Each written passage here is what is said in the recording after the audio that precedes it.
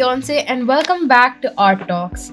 Today, we're taking a journey back to ancient Greece to explore how their art and architecture evolved over time. And hi, I'm Ahmed. Get ready for an exciting discussion as we dive into the transition from the archaic to the classical period. We'll be talking about iconic works like Parthenon, Greek sculpture, pottery, and the ideal of beauty and harmony that defined the era. Let's not forget to unpack, so let's jump right in.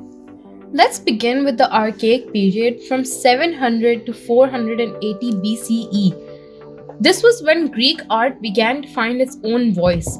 Moving away from earlier influences, monumental sculpture became a defining feature during this time. Absolutely.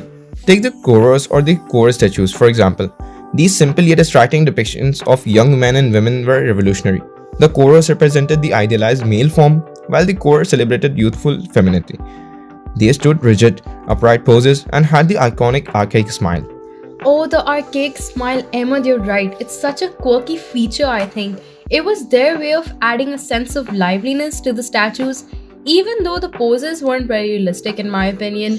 Still, it marked a huge step forward as the Greeks started experimenting with representing the human body, inspired by Egyptian and Near Eastern styles. Yes, indeed, these experiments wasn't limited to sculpture. Architecture was also evolving back then. Take the Temple of Hera at Olympia.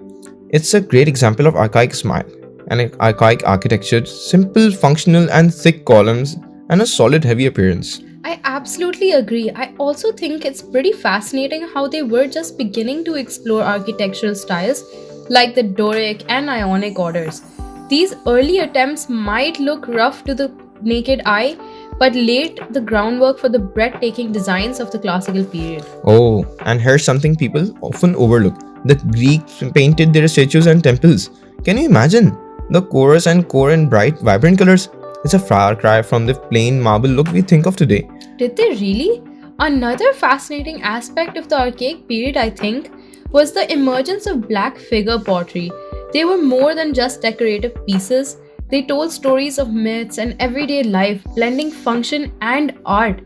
Artists like Ezekiel were pioneers of this style, with incredible detail etched into the black silhouettes on a red clay background. And yes, speaking of myths, the archaic period was when oral storytelling and visual arts began to overlap.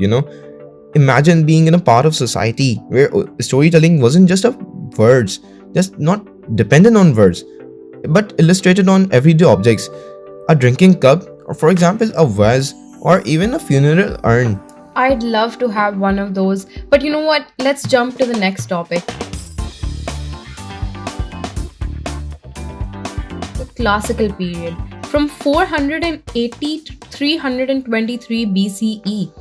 After the Persian Wars, the Greeks entered a golden age of confidence and creativity.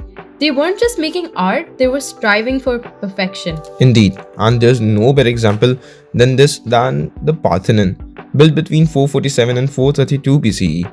Like Beyonce, why is the Parthenon considered such an iconic masterpiece? Amazing question, Ahmed. Where do I even begin? The Parthenon was a temple dedicated to Athena, built during Athens' golden age under Pericles. It's a perfect blend of strength and elegance, combining the Doric and Ionic architectural orders. Plus, I'd like to add, it had these genius design tricks or optical refinements to make it look flawless. These columns are slightly curved and lean inward, and that the base isn't perfectly flat. These subtle adjustments create an illusion of perfection. Mind-blowing, right? Totally.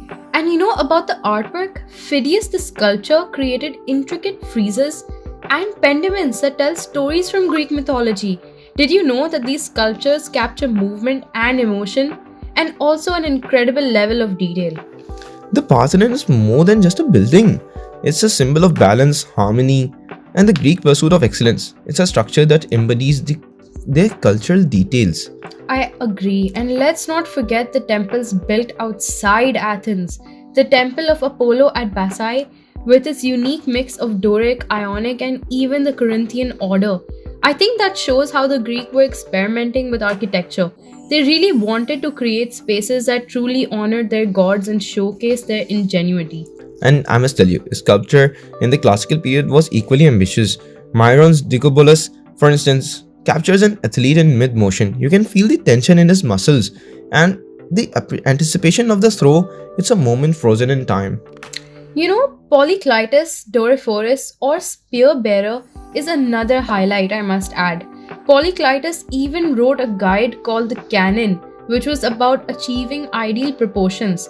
His work really combined realism with a sense of the divine. And the Rias warriors, we must not forget, found off the coast of Italy. These bronze statues have such incredible detail. You can see veins, muscles, and even subtle shifts in their facial expressions. They're lifelike and awe-inspiring. I always wondered how they were managing to do that. But what's fascinating about the classical sculpture is how it wasn't just about accuracy. Artists were really blending science and creativity, as well as anatomy and idealism, to craft the perfect human form. You know what? Let's move on to Greek pottery now. This is another area where Greek creativity truly shines. In the Archaic period, pottery was dominated by geometric patterns and shapes. Right, and then came black figure pottery, where artists painted black figures on a red background and etched in fine details. It's a beautiful and intricate thing. Later, red figure pottery flipped the script, leaving figures red against a black background. This technique allowed for even greater detail, showing things like folds in clothing, muscle tone, and expressive faces. Indeed, I believe that these pots weren't just functional. They were storytelling tools, often depicting scenes from mythology or everyday they're the snapshots of Greek culture itself. Okay, let's not also forget the legathoi used for funerary purposes. These vessels often carried intricate, somber imagery and reflected deep emotional tones, showcasing how pottery wasn't really just art, it was a way to connect with the divine and the departed. It's incredible to think that these pieces created for practical use have lasted centuries and still inspire modern designs. Absolutely. Moving on to the ideals of beauty and harmony. At the heart of everything the Greeks created was their dedication to beauty and harmony. Yeah, they believed in art, excellence, and sophrosyne, balance and self-control. These ideals influence every aspect of their life, from art to politics and to philosophy. You can even see it everywhere in the proportions of the Parthenon, the lifelike poses of their sculptures, and the storytelling in their pottery. And you know what's incredible is that these ideals still influence us today. So many modern designs draw inspiration from Greek principles of balance and beauty. For sure, even in modern philosophy and ethics, the Greek emphasis on reason and balance plays a significant role. Think of Aristotle and his concept of the golden mean, which encourages finding a middle ground of all things. And their influence extends to literature too. The epics of Homer, though predating much of what we've discussed, set a cultural tone that continues through these artistic developments. The stories of heroism, struggle, and the human connection shaped Greek identity itself.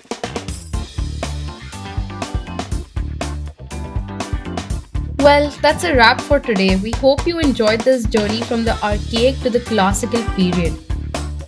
And thanks for tuning in to Art Talks. If you loved this episode, subscribe, share, and leave us a review. Until next time, we're diving into another iconic chapter of art history. Let me hint, it involves cathedrals and stained glass. Until then, stay curious and keep exploring. Bye everyone. Bye.